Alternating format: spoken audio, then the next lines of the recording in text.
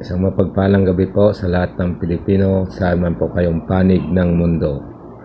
Pag-uusapan po natin ay tungkol sa bakit po ba kukunti o iilan lamang ng mga foreign investor yung mga pumapasok dito sa Pilipinas para mag-invest ng kanilang negosyo. Kung napapansin po ninyo mula po kasi nang magkaisip ako, gaya po ng San Miguel Corporation, ang tanging kakompetensya lamang po niyan dito sa Pilipinas ay yung Asia Brewery. So, sa makatuwid po, dalawa lamang po sila. Ngayon po, mag-iisip po kayo, bakit walang pumapasok o para mag-invest sa mga ganong negosyo na alam naman po natin na kapag yung mga yan ang ginawa nating negosyo ay talagang mabibenta po rito sa Pilipinas. Sabi nga ng mga Pilipino, hindi baling walang bigas, basta may pambili ng alak. Di po ba?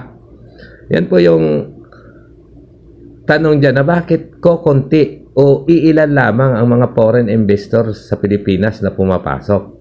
Alam niyo po ba ang isang sa mga dahilan o tinuturong dahilan dyan ay ang tinatawag na labor cost. Kasi po, sa totoo po, ang Pilipinas po, isa po sa may pinakamataas na labor cost dito sa Southeast Asia.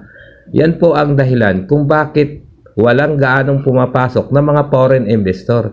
Ngayon, magtataka ho kayo o baka marami dyan sa inyo magtataas ng kilay na bakit napakataas ng labor cost ng Pilipinas samantala napakababa po yung pasahod dito sa Pilipinas. Yan po yung pag-uusapan natin ngayon.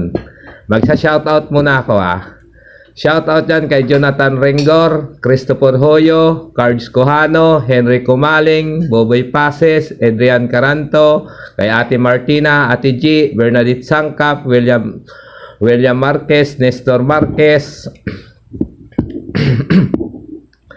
Leo Arcelias, Ariel Pebrero, Arnel Arcelias, at saka kay Eco Calderon, Joey Tylon, Estelito Inila, Jenny De Vega, Alvin Bilyala. Shoutout to sa inyo.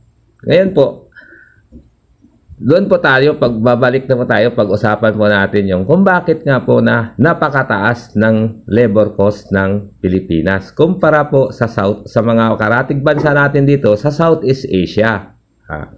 Ayon po kasi sa isang abogado, hindi ko na lang po babanggitin yung pangalan.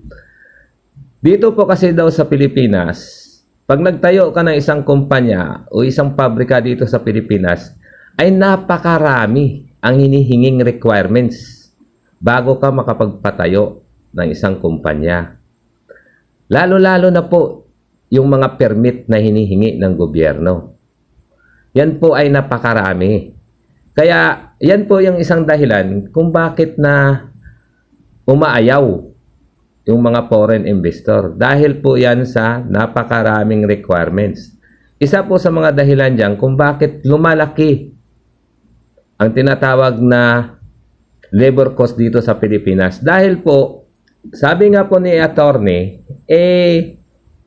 kapag ikaw ay nagtayo ng isang kumpanya, kailangan humingi ka ng permit sa barangay captain o sa isang barangay captain. Ngayon, sabi nga ni attorney, sa tingin mo ba dahil milyon yung puhunan mo sa isang kumpanya pipirma na lang si kapitan? Siyempre, hindi pipirma, hindi basta-basta pipirma si kapitan kung walang pangkapeyan. So, yan po ang isa sa mga dahilan na kung bakit umaayaw sila. Dahil bago po mag-operate ang isang kumpanya dito sa Pilipinas, ay bugbog na po sila sa gastusin.